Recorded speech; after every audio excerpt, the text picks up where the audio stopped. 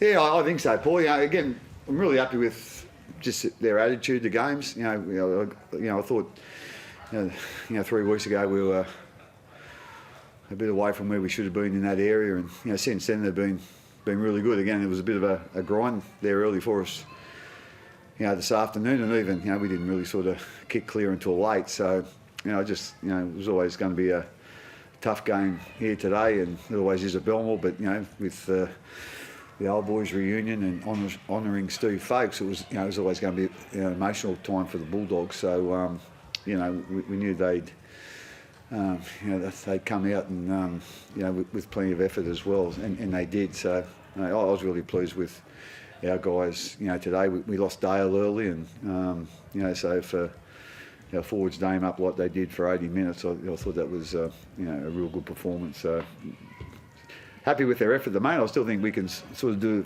things a little bit better with our attack. But we've got a few new players in our team, and that's probably taken a little bit longer than what we'd thought. But we'll keep working at it, and they keep putting the effort in like they're doing. We'll always hopefully be competitive in games. How is Dale?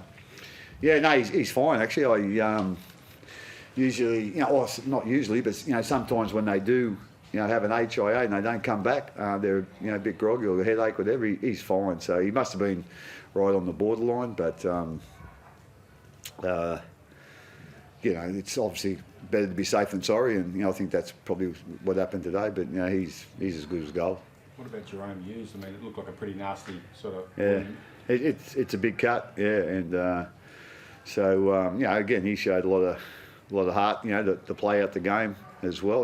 Obviously had a little bit of trouble strapping it up and stopping the bleeding. But it's a fair sized cut, so he's going to have a few stitches there tonight. But brave performance from him as well. Yeah, no concerns at all, given that he missed last week. No. Like so, I don't think.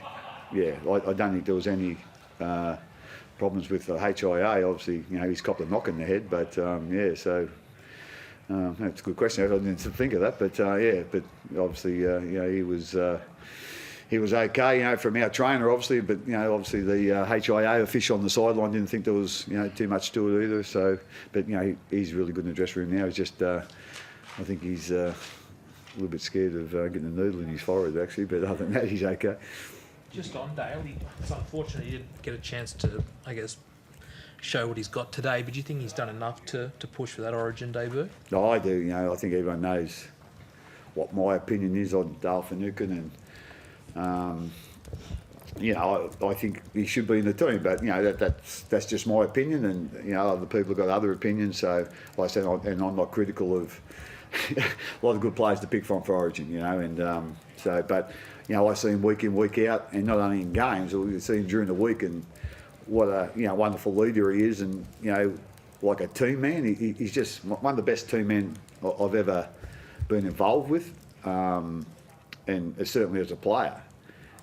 Whatever is right for the team, that's what Dale will do. And like I say, I can't give the guy a big enough rap, and I think this year he's even gone to another level on the field, to be quite honest. But obviously we'll see tonight, or I know it's already out. I'm not quite sure what's happening, but at the end of the day, it sounds like he's probably not going to get in by the. But again, hopefully throughout the series, they might be looking for a guy that fits the bill, and like I say, he'll always fit the bill, and so I'm not critical of that, but I'm just really.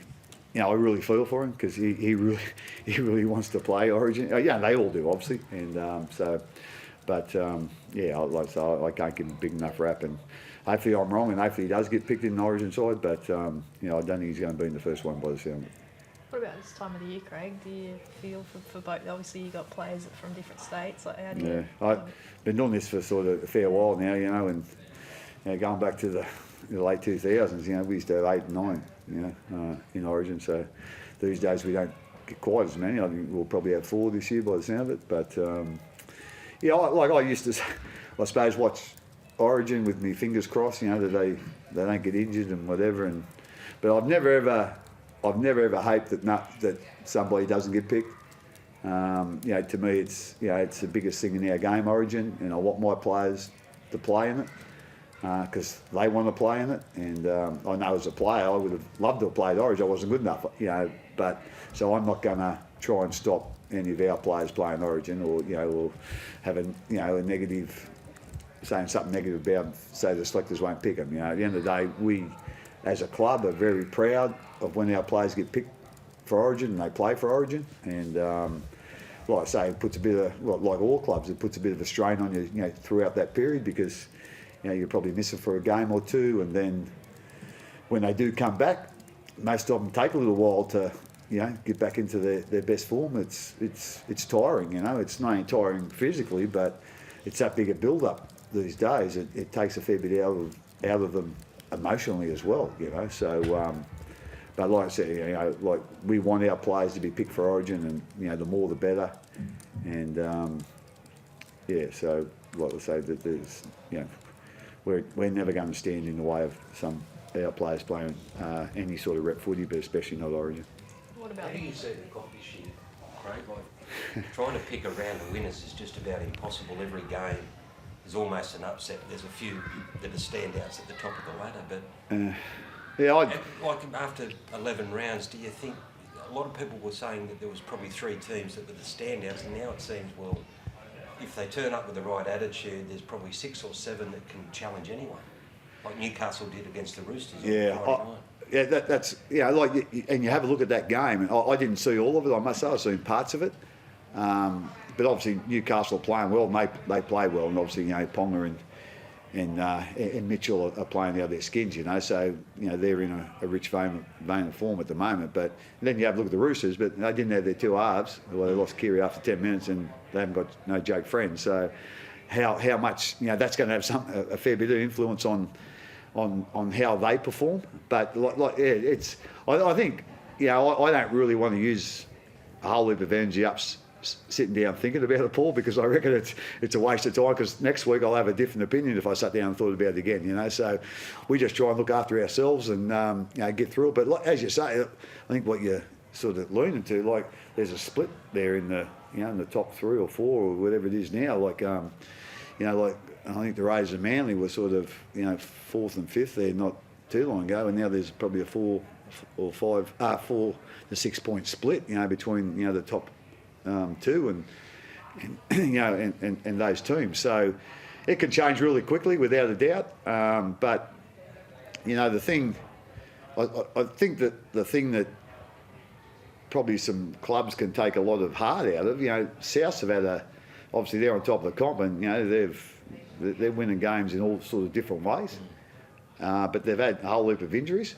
So for them to come through a period with those sort of injuries, means that, when you give people, a chance, they often take that sort of chance, and that's always been our mentality of our club. We don't worry about what we haven't got, we just worry about who's playing this week, and I think that's the best way to get through it. But, every year there's always something strange about our competition, and, I suppose that's part of the theatre and part of why a lot of people keep coming back and watching, and while we're all still involved in the game.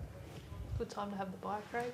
Yeah, it is. I mean, I think I'm not quite sure. I don't know that look. I know there's some teams having the bye and some teams not, but and I've sort of obviously know a few people around other clubs, and that I talk to and close friends with, and I think a lot of the clubs at the moment are looking for a bit of a break.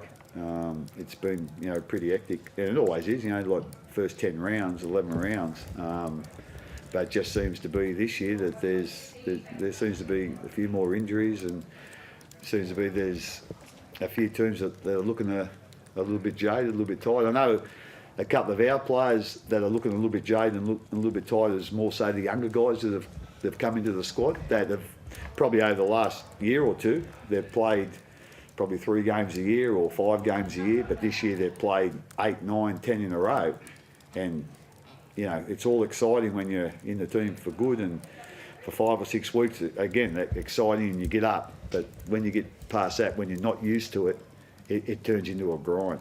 So we're into the grind stage now, and I know a few of our players are looking for a rest, and probably a few of our coaches looking for a rest as well. So, yeah, and I think a lot of clubs are thinking exactly the same thing at the moment.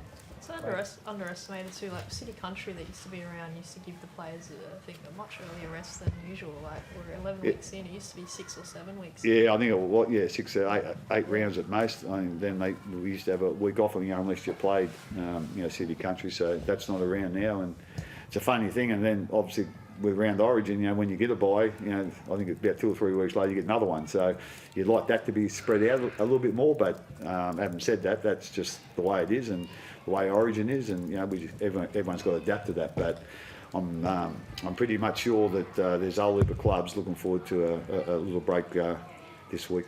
Craig, I know it's not your concern, but do you see brighter times ahead for Canterbury under Dean? Oh yeah. I know. I ran into Dean after our last game down there, and they were. I think they led us 12-0 down there, and they scored a try right at the end, and they could have leveled up the game, but they missed the shot from the sideline. So even now, I thought from what they've been through and the amount of players that they've lost, they have got a bright future. I think their skill level has been exceptional, and I thought that before the first game, and I still think that. And they've got a couple of their senior players are really doing a good job there. Like Kieran Foran last week was outstanding. I think he's having a really big influence there. But guys like Tolman and Jackson and Dylan Napier, I think they're doing a wonderful job. And they've got some real talented kids around them. And so I think what they've done with what's happened with their salary cap, I think they've done a wonderful job. And obviously, Dean's been a massive part of that. I think he's done a great job. But having said that, you need the players to be on board with you, and it looks like they are. And like I say, today it would have been a nice day for their club, except for I suppose the result of the game. But honour a guy like Steve Fakes, and coming back to Belmore, that's. I really like that. I played against Steve and I coached against Steve, and he was a wonderful rugby league person, and I think they've done a real good job of that today. But I think there's a lot brighter things ahead for the Bulldogs. Thanks guys. Thank you.